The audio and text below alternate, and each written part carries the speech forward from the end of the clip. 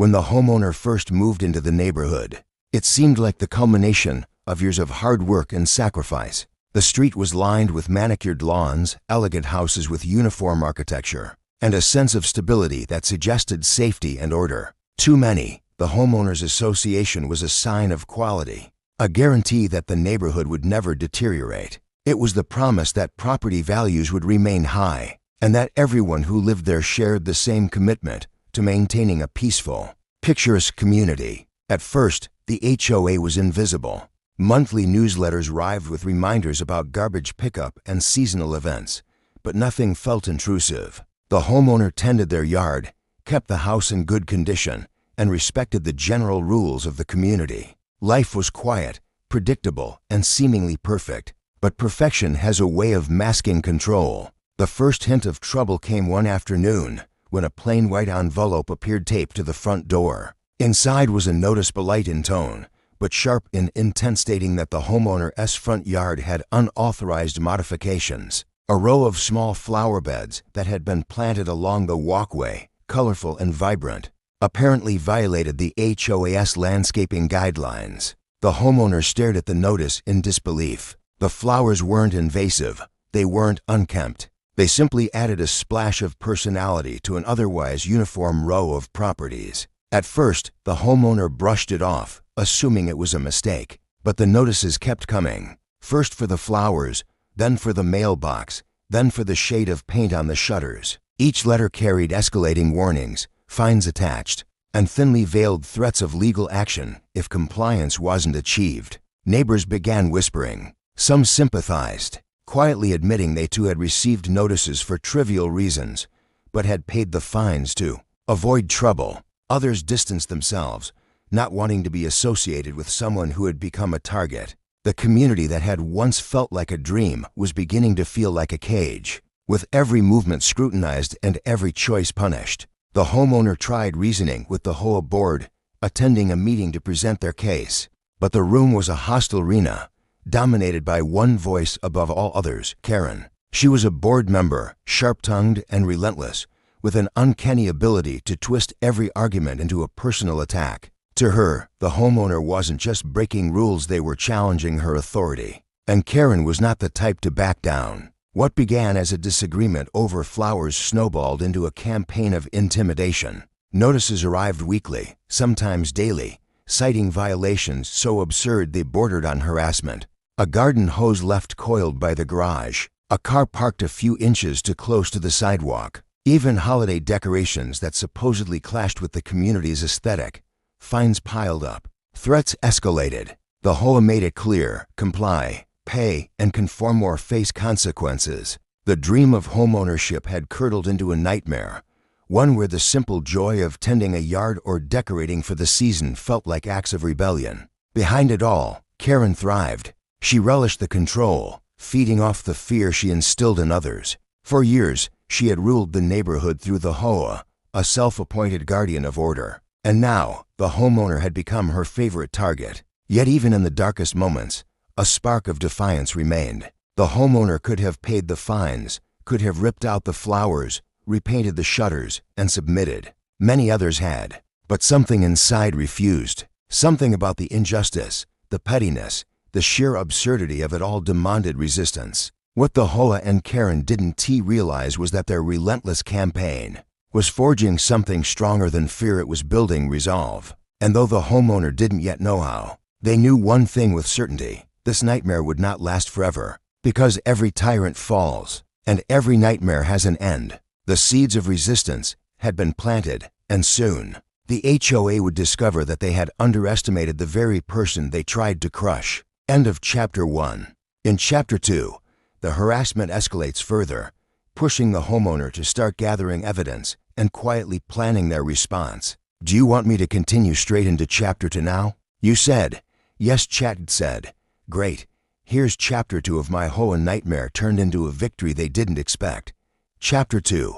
The breaking point. The harassment did not let up. Instead, it grew more pointed, more absurd, as though Karen and the board were testing how far they could push before the homeowner snapped. Each week brought new letters, each stamped with the HOA's insignia and written in cold.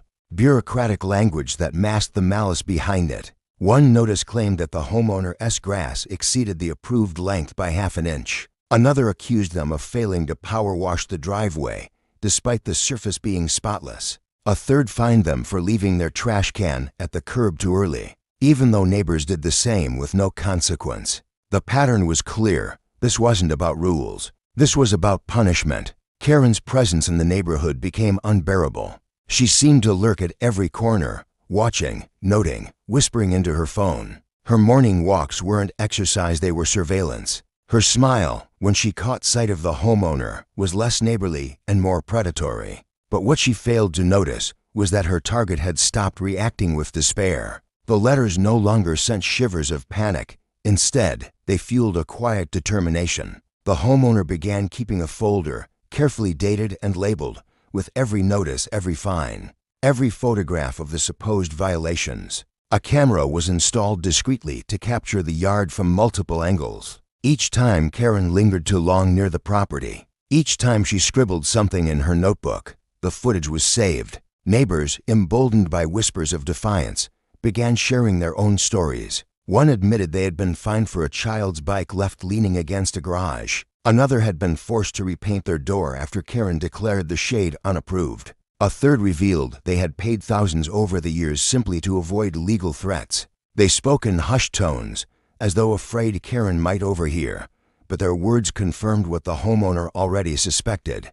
This wasn't just a personal feud. This was a pattern of abuse. The breaking point came with a letter thicker than the rest. Inside was a formal warning of legal action. The HOA claimed the homeowner was in violation of so many rules that they were now liable for more than $5,000 in accumulated fines. If payment wasn't received immediately, the HOA would place a lien on the house, a threat that struck at the very core of what it meant to own a home. For a brief moment, fear threatened to take hold. Losing the house had never felt real until that letter. But then, the homeowner flipped through the stack of evidence they had gathered, the photos, the videos, the inconsistencies in the HOA's claims. Fear gave way to clarity. If the HOA wanted a war, they would get one. The homeowner began researching state laws regarding HOA letters, diving into forums, legal guides, and case histories. What they found was both infuriating and empowering.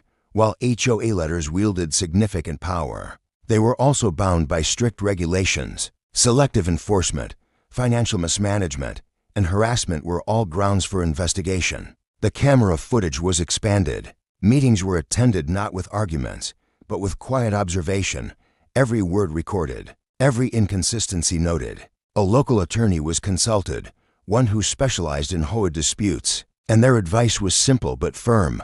Document everything, build your case, and wait for them to overreach. And overreach, Karen inevitably would. Meanwhile, the homeowner began to notice subtle shifts. Neighbors who had once avoided eye contact now stopped to chat, quietly praising their courage. Others, still afraid of retaliation, slipped notes into their mailbox with encouragement or copies of their own violation letters. The homeowner was no longer fighting alone. The neighborhood's frustrations were beginning to converge. Still, the weight of the battle loomed. Every day brought tension.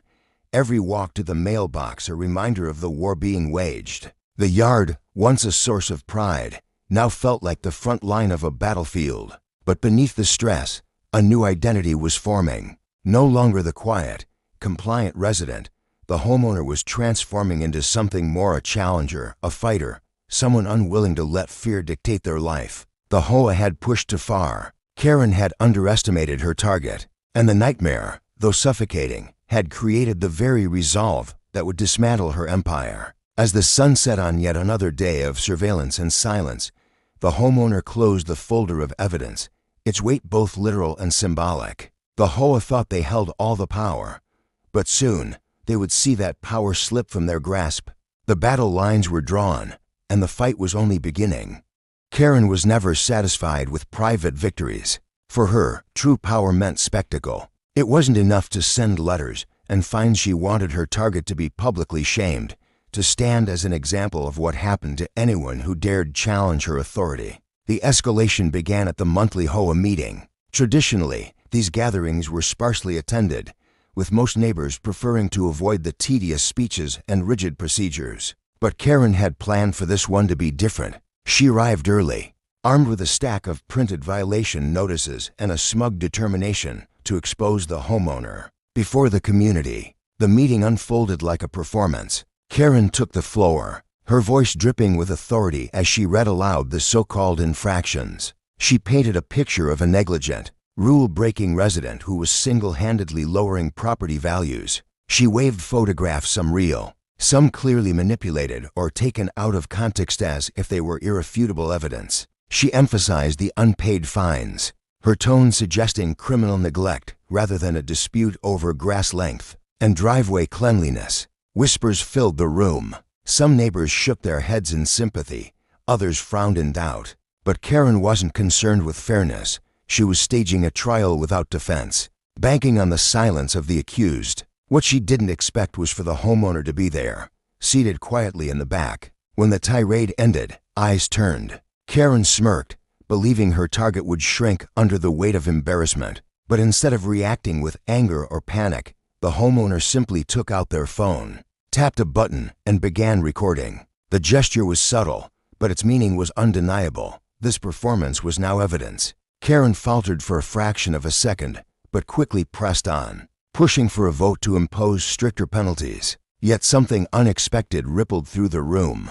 A neighbor raised their hand, timidly at first, and asked why Karen's fines seemed to target one household so relentlessly. Another questioned the authenticity of the photos. A third pointed out their own similar violations that had gone unpunished. The cracks in Karen's control were beginning to show. Still, she doubled down. The next morning, flyers appeared taped to mailboxes and light poles. Each one bore bold letters accusing the homeowner of being a rule breaker and community nuisance. Though childish in design, the flyers carried the weight of Karen's authority, and for a moment, it seemed the humiliation campaign might succeed. But instead of shame, the homeowner felt a cold, strengthening resolve. Every flyer was carefully removed, photographed, and cataloged as evidence of harassment. Neighbors began quietly slipping their support, whispering that Karen had gone too far. One even confided that they had seen Karen printing the flyers late at night in the whole office, proof of her obsession. The tipping point came when Karen arranged for contractors to appear at the homeowner's property without permission, claiming their yard needed emergency landscaping to bring it into compliance. The sight of workers arriving uninvited, ready to cut and alter what didn't belong to them, was the moment the homeowner's quiet resistance hardened into something unshakable. The police were called, the workers dismissed, and the footage of the entire incident was saved. That night, the homeowners sat in their living room, folders spread across the table, videos cued on the screen. The pieces were falling into place, the flyers, the manipulated fines, the unapproved intrusion. Each act of humiliation was no longer just harassment, it was evidence of a campaign. So egregious it could dismantle Karen's control entirely. Meanwhile, the neighborhood buzzed with gossip. No longer was the homeowner the subject of ridicule. Now Karen herself was under scrutiny.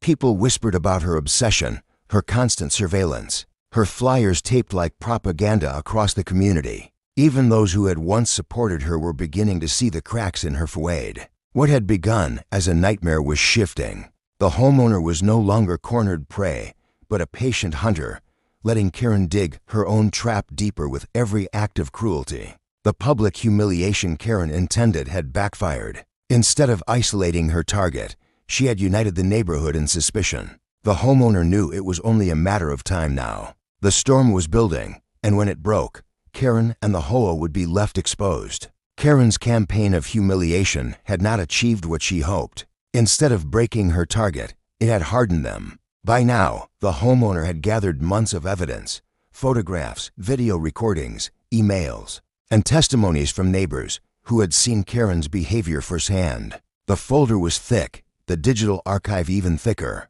Each piece of evidence told a story, and together they formed a picture of a community leader abusing her power for personal vendetta. Sensing her grip slipping, Karen escalated once more. A letter arrived, thicker than the usual flimsy violation slips. It bore the HOA's official letterhead, stamped and signed, warning that the homeowner's continued defiance could result in legal action. The words lawsuit and liens were bolded in ink, designed to terrify. It was no longer about petty fines, it was about threatening someone's home, their sanctuary, the very roof over their head. For most residents, such a letter would have been the breaking point. But this time, the homeowner didn't tremble. Instead, they placed the letter neatly in their growing evidence file. The threats were no longer intimidating, they were ammunition. The first move in the counterattack was subtle but powerful.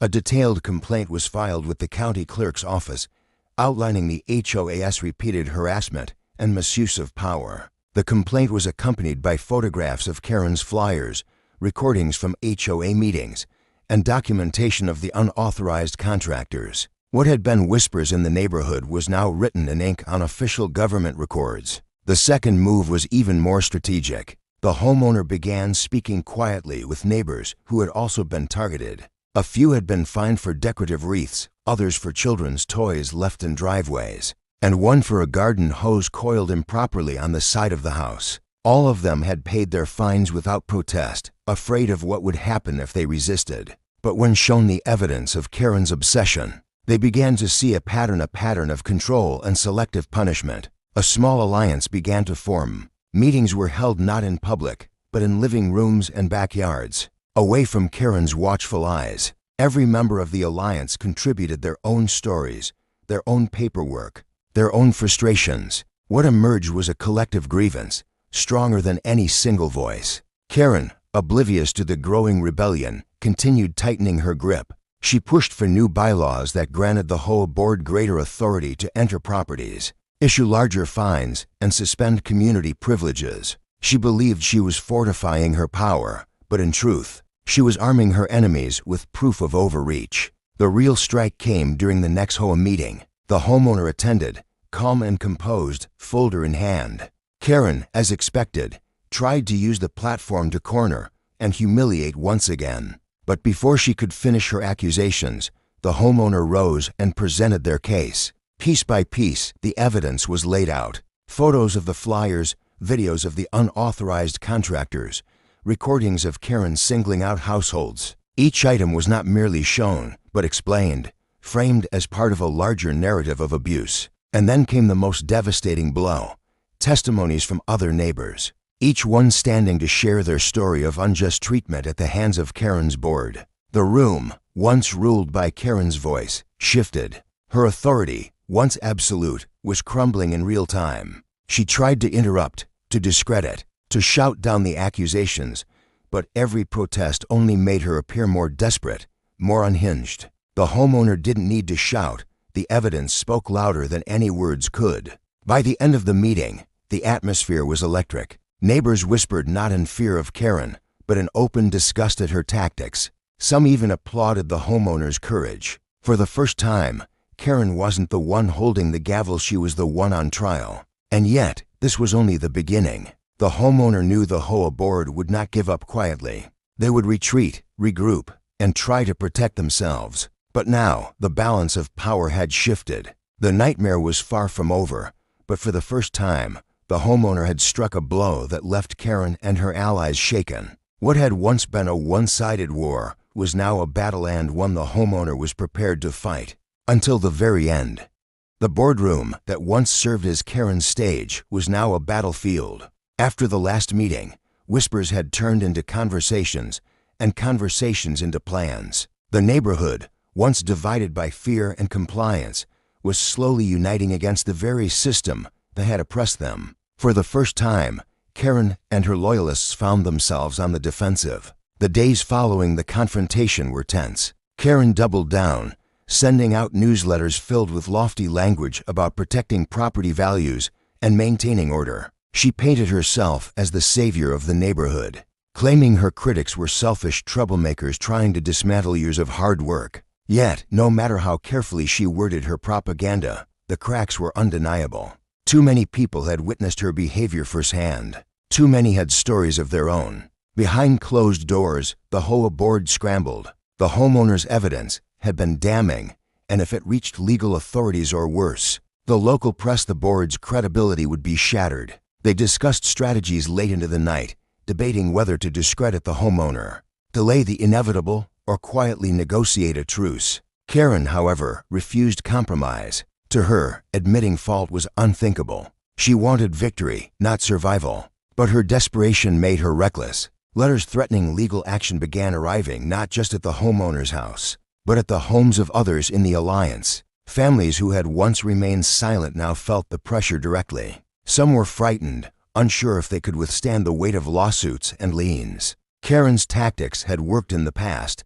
Intimidation was her strongest weapon. But this time, things were different. The homeowner acted as the anchor. They reminded their neighbors of the evidence they had, the recordings, the documents. They reminded them that individually, they were vulnerable, but together, they were powerful. Slowly, fear gave way to determination. The alliance grew tighter, their resolve hardening with every new threat Karen issued. Then came the pivotal moment. A thick envelope arrived at the homeowner's door, delivered by certified mail. Inside was a formal notice of intent to pursue legal action for repeated violations and defamation of the HOA board. It was exactly what Karen had promised, her attempt to crush resistance through brute force. But the homeowner didn't flinch. Instead, the notice became the cornerstone of their counteroffensive. They met with an attorney, presenting the full archive of evidence, the flyers, the manipulated fines, the unauthorized contractors, the threatening letters. The attorney, after reviewing everything,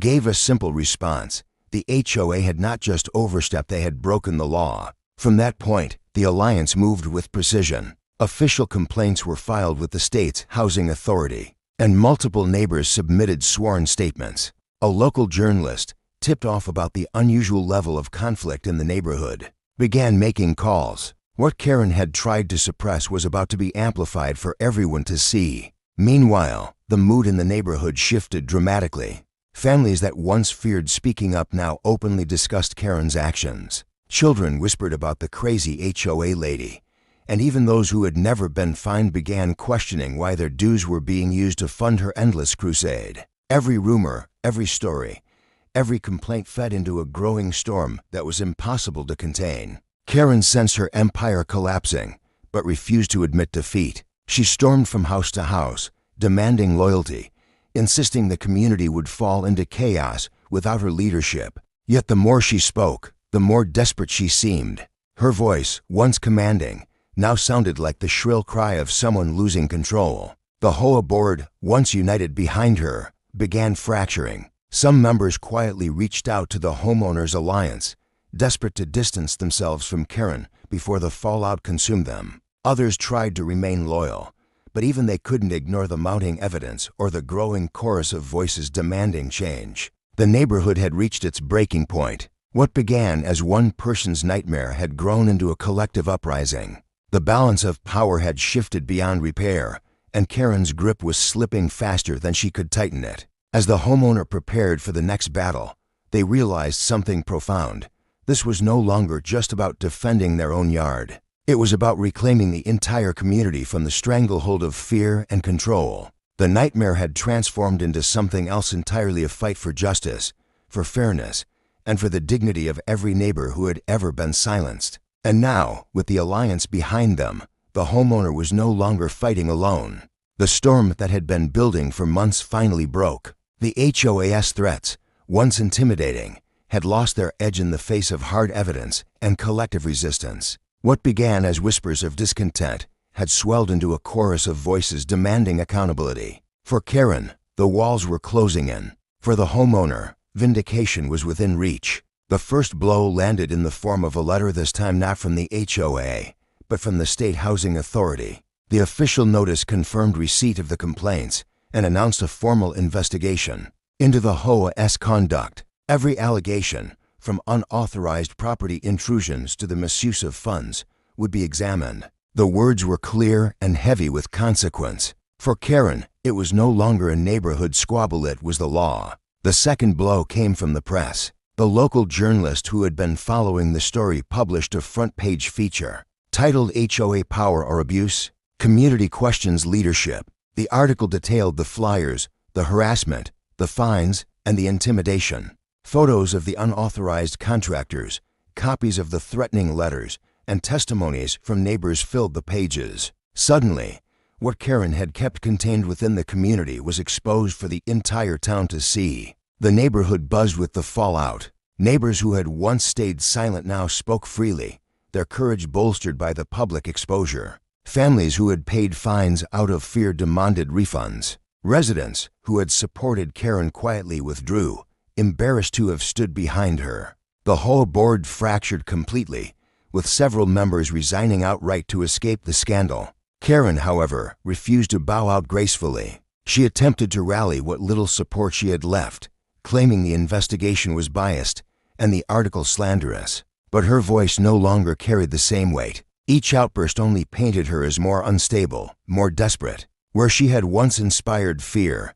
she now inspired pity or worse, ridicule. The final HOA meeting under Karen's leadership was the ultimate collapse. The homeowner, backed by the Alliance, presented a petition signed by the majority of residents calling for her removal. The petition was ironclad, supported not only by community voices, but also by the mounting legal pressure and media scrutiny. The room, once her stage, had turned into her trial. When the votes were counted, the result was undeniable. Karen was stripped of her position as president of the HOA. The gavel, once her symbol of control, was placed in the hands of a newly elected leader, one who promised transparency, fairness, and an end to petty harassment. Karen left the meeting in silence, her head bowed, her power gone. The woman who had once terrorized the neighborhood with fines and threats was now just another resident, subject to the same rules as everyone else. For the homeowner, the moment was more than personal vindication, it was a transformation. What had begun as a nightmare of fines, threats, and humiliation had ended in triumph. The community, once fractured by fear, was united again. Driveways filled with children's bikes, gardens bloomed without fear of citations, and laughter returned to the streets. The victory was not loud or boastful. It was steady, enduring. The homeowner had not only defended their yard, but had reclaimed the dignity of an entire neighborhood. And though the scars of the ordeal lingered,